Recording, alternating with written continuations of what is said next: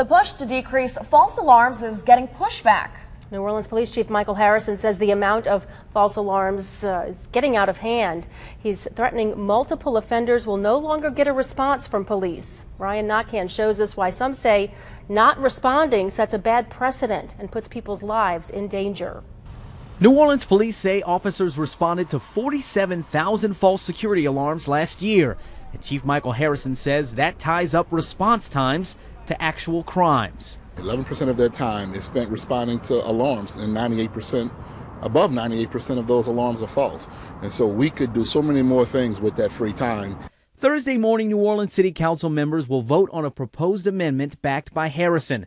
He's proposing instead of a pass for up to 3 false alarms, he wants to hit offenders with a $75 fine the second time. A 4th time would carry a $225 fine, and officers would then stop responding. We have to give people incentive to not have false alarms. And so the fines are there to educate the public. The fines are there to hold those accountable who are responsible for the false alarms. The new ordinance, I think, basically is just for them to make money. Opponents like Charles Murphy say the current ordinance would work just fine if it is enforced by police. And he says not responding to multiple offenders could set a bad precedent. If you have, multiple alarms going off during a hurricane or a storm, from the way the bill is right now, that you can rack those up in no time at all, and at that point be on a no response.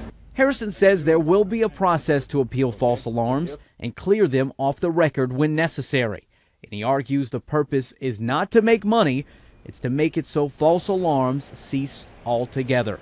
This is a way to make the police department efficient, the way for our officers to respond to things that the citizens really need us to respond to, and for me to get the best use out of our resources instead of responding to things that are not crimes.